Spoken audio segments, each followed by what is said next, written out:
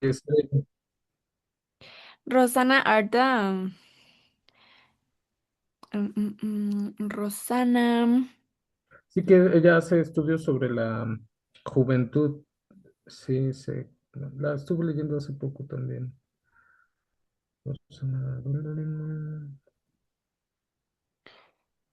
Bueno, Rosana Reguillo. sí, Rosana Requillo. Sí, Ujú. acaba de fallecer hace como una semana, ¿eh? ¿Cómo? Murió hace como una semana. ¿A poco? Sí, hace como 2, 3 semanas, sí, recientemente. Ah, sí, 24 de abril Ujú. de este año. Ah, pues hace un mes, justamente hace un Ujú. mes. Bueno, pero bueno, la escogí a ella porque digamos que teníamos que, de una listota de teóricos, teorías y todo lo habido por haber que nos proporcionó la maestra, pues nos dijo, una parte tiene que ser latinoamericana y pues obviamente para estudiar todos estos pues movimientos estudiantiles en Latinoamérica, pues en especial pues en México, pues hay que verlo desde un punto de ella, ¿no? Ujú. Más porque se trata de jóvenes. Bueno, por Sí, eso la escogí. Y está bueno, bien. este, mm, puedes darme tu nombre y un perfil, a qué te dedicas, qué estudiaste.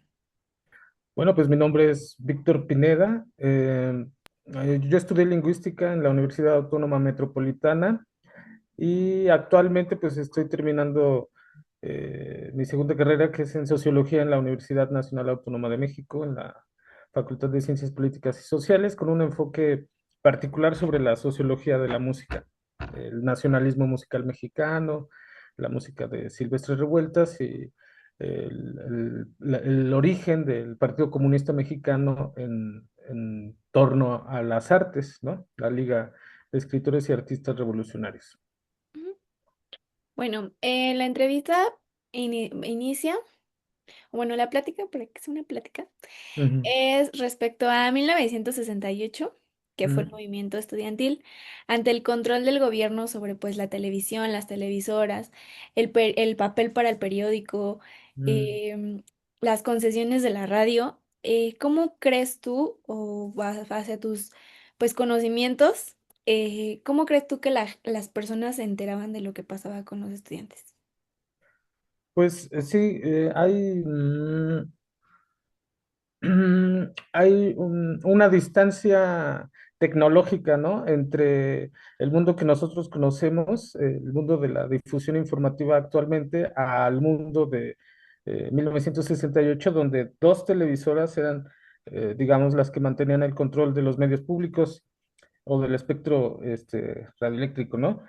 Esas televisoras todavía no eran Televisa, pero eran los antecedentes de Televisa, ¿no? Telesistema Mexicano y otra que era de corte independiente. Pero estas televisoras eran esencialmente eh, boletineras, ¿no? O sea, divulgaban lo que el Estado hacía saber. Los boletines de prensa eran o sea, las lecturas de la prensa eran básicamente los boletines presidenciales, no había más, no había todavía un periodismo de investigación. Entonces, el acceso a la información que tenía la gente de lo que estaba ocurriendo, probablemente en la Ciudad de México, donde se dio todo el, pues el epicentro del conflicto estudiantil, era con el contacto personal a través pues, de los panfletos que los jóvenes compartían, de periódicos independientes, alternativos, y de los mítines, sobre todo estos llamados mítines relámpagos que hacían los estudiantes en lugares. ¿Por qué eran mítines relámpago? Porque la policía, al reconocer un mítin o una actividad política de agentes sociales como los estudiantes, pues los iba y se los prohibía. Entonces los mítines relámpago eran mítines en determinadas zonas o regiones, escuelas, fábricas, en algunos puntos donde se concurriera la gente y ahí, de manera pronta, pues daban a conocer algunos aspectos políticos de su movimiento y se iban lo más rápido posible. Entonces la información también era rápida, no era tan profunda como uno hubiese deseado. Y pues ya las actividades multitudinarias, pero la comunicación era efectivamente más inmediata, personal, y los medios de comunicación anularon ese contacto que se estaba dando, ¿no? Entre la propia población y el movimiento estudiantil, distanciando o minimizando, digamos, el crecimiento o el desarrollo del movimiento estudiantil. Entonces, bueno, sí, a ver, la pregunta fue específicamente, ¿Cómo se enteraba la gente? ¿cómo se enteraba? Pues sí, entonces la gente se enteraba atravesando una tormenta de mentiras o, en este caso, simplemente un vacío de información a través de los careos entre los estudiantes y los ciudadanos de a pie. Ujú. O sea, era carnal completamente, vivencial. Sí.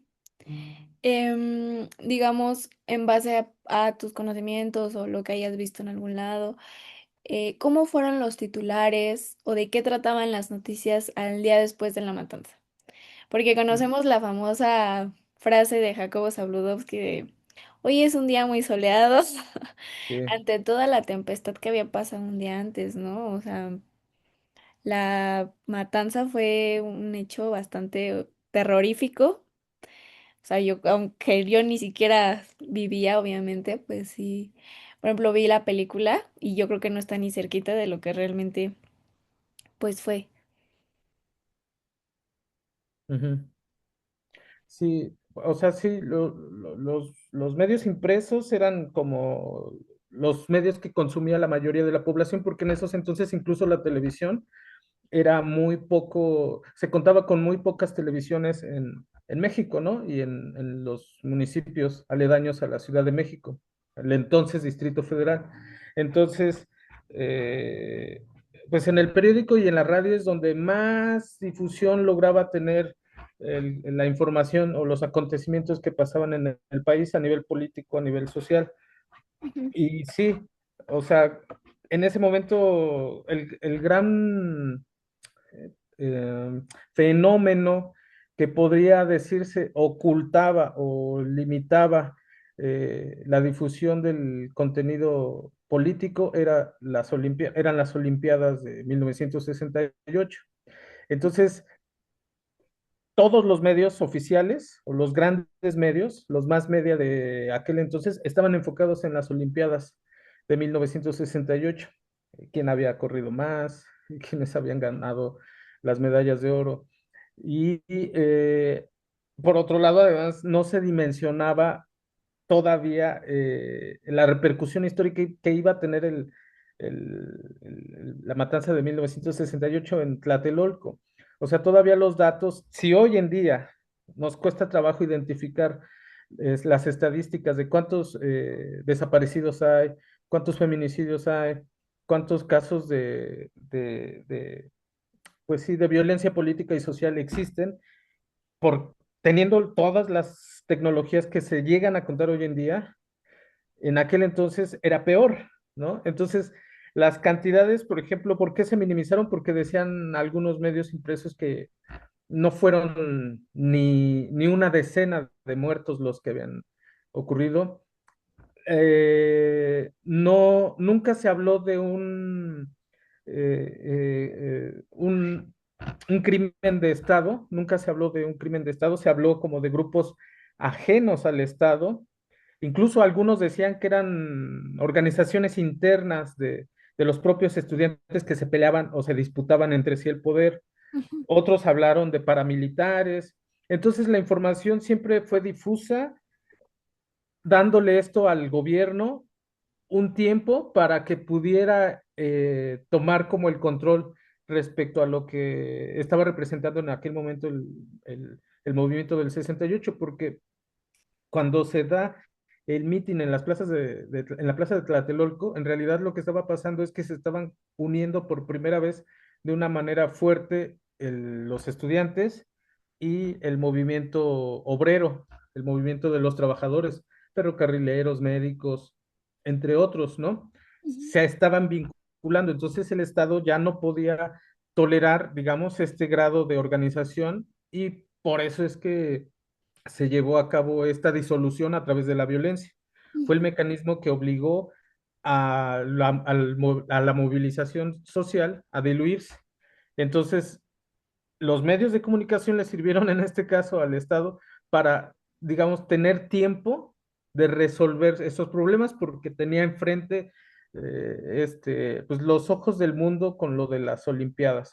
Ujú, Entonces tenía que sacar un perfil bajo de lo que estaba aconteciendo, muy similar a lo que ocurre ahorita con lo del Mundial de Fútbol, mientras las madres buscadoras empiezan a dar cuenta de nuevas fosas, de nuevos restos óseos encontrados.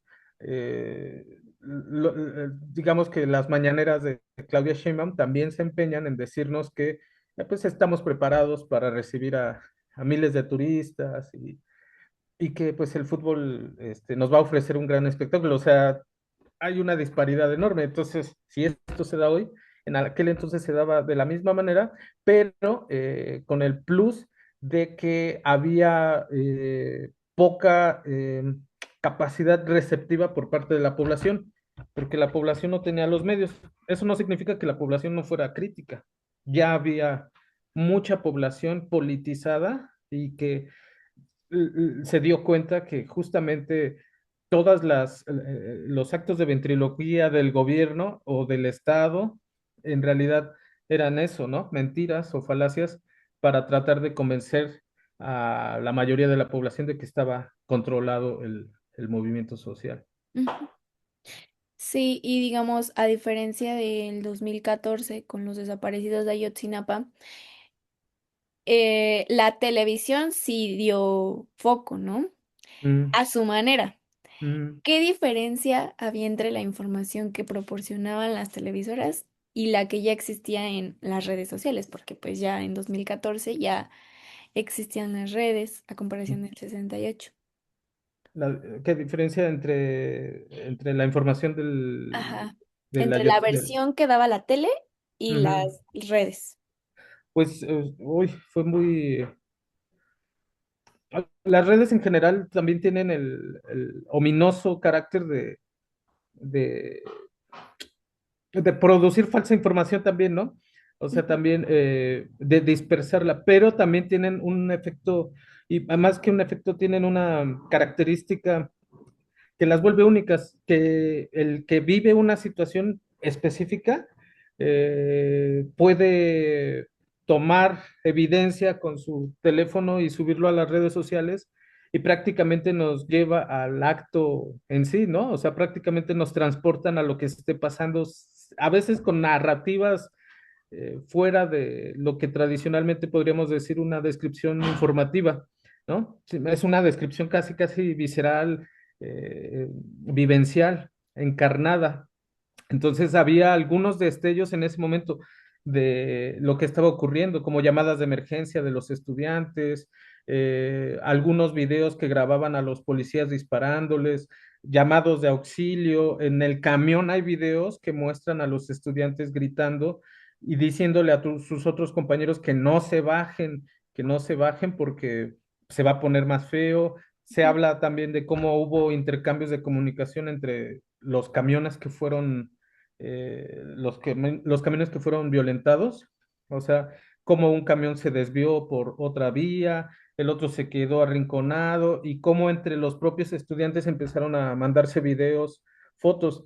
Todo eso obviamente es lo que el ejército restringió los accesos de esa información y poca información se ha ido desmenuzando y desglosando hoy en día. Entonces, digamos, cuando el incidente se dio, obviamente ya la televisión ya no puede ser ajena a lo que pasa en Internet, ¿no? Casi hoy en día las noticias hablan de lo que pasa en Internet. Ya la chamba se la está haciendo la sociedad en general. Entonces, eh, era inevitable que tocaran el tema. No se podía ya ocultar ni tapar, sobre todo por la magnitud del incidente. Pero sí fueron otra vez lo mismo que en el 68, usaron la comunicación o usaron los medios de comunicación para darles tiempo. En este caso fue todavía peor, yo creo que el 68, porque se tomaron el tiempo para inventarse todo un choro falso, ¿no? Ujú. De lo que había acontecido, cuando la información ya circula hoy en día mucho más rápido de lo que ellos pueden, en ese entonces, lo que pudieron prevenir, ¿no? José Murillo Caram, que era no sé, el procurador entonces, no sé si ya era fiscal general de la República, él fue el que al día siguiente lanza su comunicado oficial de qué es lo que había ocurrido, con detalles de una falsa narrativa. O sea, le escribieron tan bien el guión que resultó completamente inadmisible para quienes habían evidenciado eso. Entonces, los medios alternativos de comunicación le ayudan mucho a los familiares y a los propios estudiantes de Ayotzinapa para pues evidenciar que lo que acababa de decir José Murillo Caram era una completa falsedad, ¿no? Entonces sí, la televisión cumple un rol oficialista y el Internet o los medios no tradicionales de comunicación cumplen un fin antagonista, como que revelan y los contraponen, ¿no? Dos narrativas completamente diferentes. Sí, porque en ambos casos pues se trata de culpabilizar o criminalizar a los estudiantes, ¿no? Ujú, En ese entonces, pues como dices, no era solamente los estudiantes, era que muchos sectores, muchas partes de la población pues exigían visibilidad. Y en este momento, pues digamos, trataron de usar, trataron de manipular el discurso de lo que realmente había pasado para culpabilizar y decir, no, pues es que ellos tuvieron la culpa, o sea, o ellos estaban relacionados con el narco, o ellos, y por eso terminaron, por eso quién sabe dónde están, no es nuestra culpa, es ellos quién sabe en qué estaban metidos, ¿no? ujú, Este, digamos que en ese entonces, en el 68 se usaban volantes. Yo leí que se subían a los camiones para avisarle a la gente qué era lo que estaba pasando, tratar de dar la información pues real, no lo que me mostraban en los medios. Y digamos ahorita con lo del en el 2014 que ya tiene más de 10 años también eso, ujú, se usaban pues los videos que comentas, los hashtags, o sea, todo eso. ujú, Este, pues sí hubo un cambio. O sea, con lo que mencionas realmente antes, sí hubo un cambio con la manera de tratar de darle a entender a la gente que algo estaba pasando. O sea, que no era lo que decían en la tele. Sin embargo, pues sigue habiendo mucha desinformación o mucha irresponsabilidad de la ciudadanía por no querer saber lo que está pasando. Ni siquiera lo falso que dicen en la tele. ujú, Pero realmente la información falsa de alguna manera hace que se quede. O sea, se quede, que tanto lo haces, tanto lo ves, tanto lo escuchas, tanto lo se consume, aunque no quieras, en el transporte público, en la escuela, en el trabajo. O sea, es más la gente que está desinformada o mal informada que se te queda eso. O sea, realmente aunque ni siquiera te importe, que debería importarnos, pues penetra, no sé, sigue penetrando aún más ese pensar. No sé si tenga que ver con, pues a lo mejor las generaciones viejas que a lo mejor ya no consumen tanto redes y siguen propagando como esa desinformación o esa información que solo te da la tele o solo te da el periódico. Pero no sé por qué sigue, siento yo desde mi perspectiva, desde mi punto de vista, que sigue aún predominando más esa mala información o esa desinformación que realmente ser críticos y decir, o a lo mejor lo piensas, pero no lo posteas. No sé si también exista ese miedo, ¿no? De ya postear, no, pues Claudia Sheinbaum le importa más el mundial que lo que está pasando con las mujeres, lo que están pasando con el sector, este,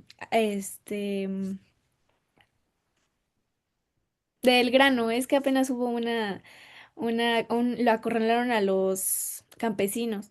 O sea, ujú, como muchas cosas que están pasando que realmente pues no le da importancia a la presidenta y por eso pues a la gente tampoco le importa.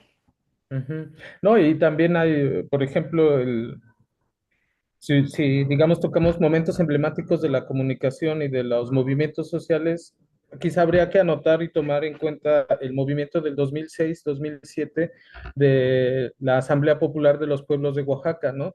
Ujú, La APO, que en ese entonces ellos, primero fue una manifestación de la CENTE, de la sección 22 de la CENTE de Oaxaca, que es, digamos, de las más combativas. Después, ellos toman el control simbólico de la explanada municipal de Oaxaca. Después son reprimidos, se van, pero ellos lanzan un llamado de huelga general, etcétera, etcétera, y se les junta prácticamente todas las organizaciones de Oaxaca y recuperan el Estado y sacan al gobierno y entonces se hace la Asamblea Popular. Pero ellos para poder dar a entenderse, lo que hacen es tomar justamente la televisión y la radio de Oaxaca. Entonces empiezan a transmitir desde ahí todo lo que, pues lo que se les impide hablar. Entonces sí, justo los medios de comunicación a veces tienen esta función, más que decir mentiras, no decir nada, ¿no? No decir nada. Es decir, cuando alguien anula decir algo, está anulando la existencia de alguien más. Ujú, El decir, tal vez no, los medios de comunicación no dicen que ahorita en Madres Buscadoras encontraron nuevos cuerpos, ¿no? Este, y eso anula la existencia de las Madres Buscadoras. No están mintiendo sobre ellas, pero tampoco están diciendo nada de ellas.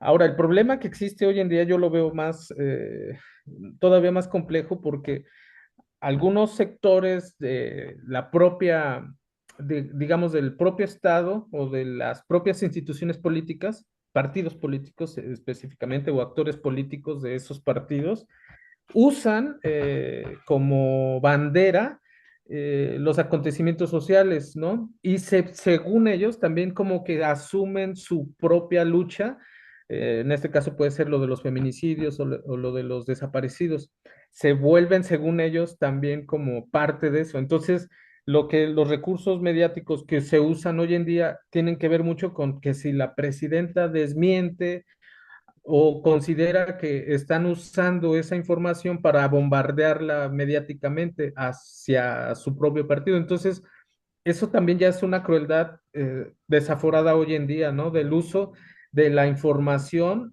como capital político ujú, pues sí, para creer que el PAN o el PRI son la disidencia y siempre han estado con el pueblo, ¿no? ujú. Pero es parte justamente de lo que acabas de decir, del nivel de desinformación y de la falta de análisis crítico que pues si lo tomamos en cuenta como una cadena de sucesos que se están hermanando desde el 68 o incluso desde antes, pues, pues se ha perfeccionado, ¿no? El grado de cómo distanciarnos unos a otros, que es un efecto no normal, pero es un efecto histórico de las condiciones materiales, ¿no? De cómo cada vez las sociedades se han segmentado a tal grado que vivimos aislados en un individualismo donde casi cada uno eh, produce su propio conocimiento y produce su propia información, ¿no? Casi, casi uno consume noticias hoy en día para cada uno, ¿no? Yo veo qué noticias quiero consumir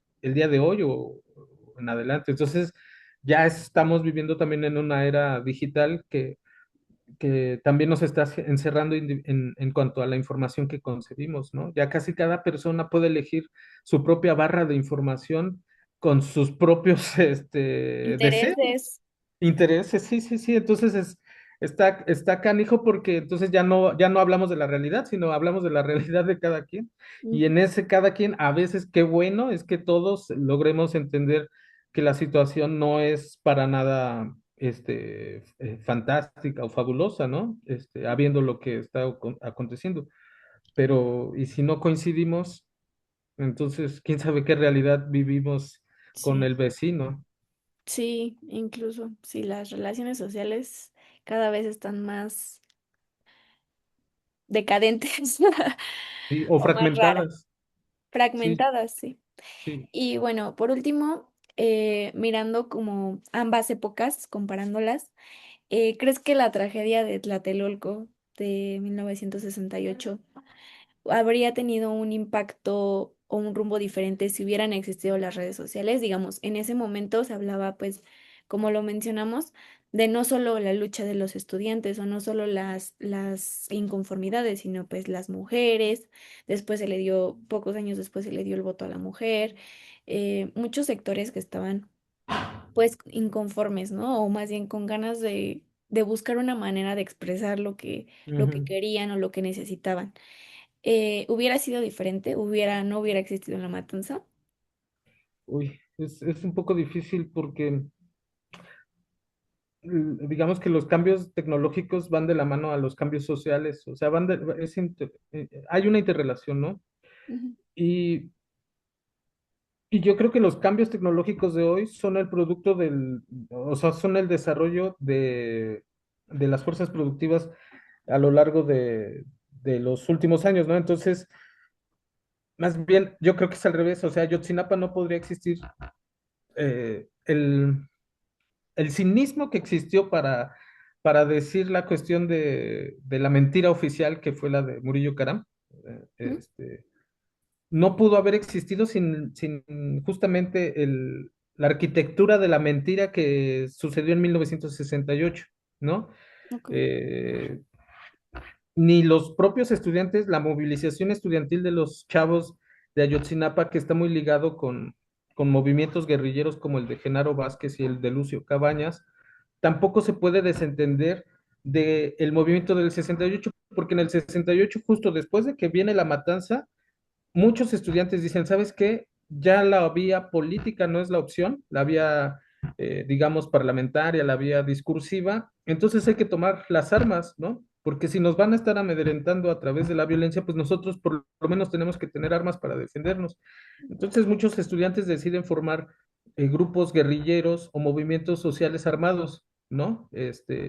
Hay un, hay varias información nueva al respecto, ¿no? Adela Cedillo, yo creo que es de las historiadoras contemporáneas que ha trabajado más el carácter de los movimientos armados revolucionarios del México de los 60, 70 y 80.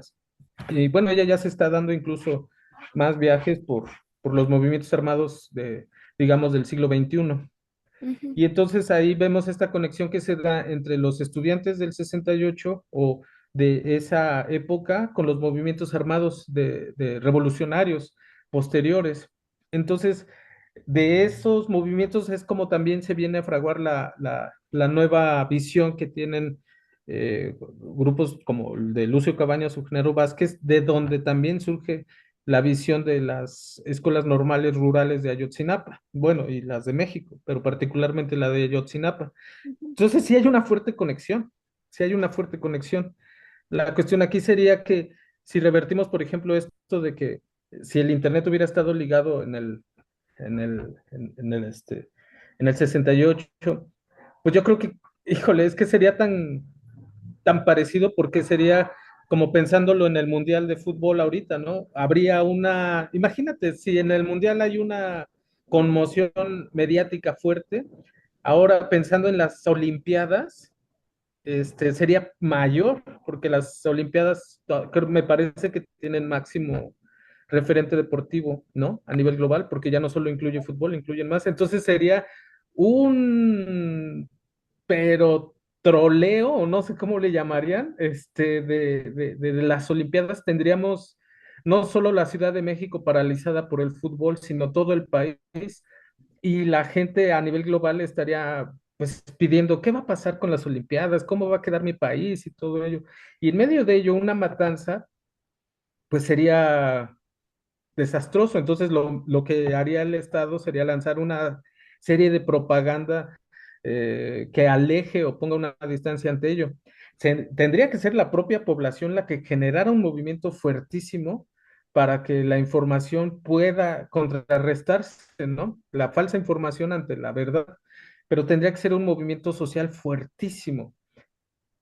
La violencia les ha dado la razón a estos tipos porque con la violencia se ha logrado diluir, ¿no? Porque el miedo sí genera una parálisis, un shock, y entonces los movimientos sociales bajan fuertemente. O sea, la matanza tiene sus efectos, la desaparición también, eh, el desgaste que hacen de las familias de los chavos de los de Ayotzinapa también, pues imagínate, ya varios familiares o padres de familia de los muchachos ya murieron y murieron sin saber si sus hijos fueron calcinados, fueron desollados, no saben ni qué les pasó, ni jamás encontraron sus cuerpos.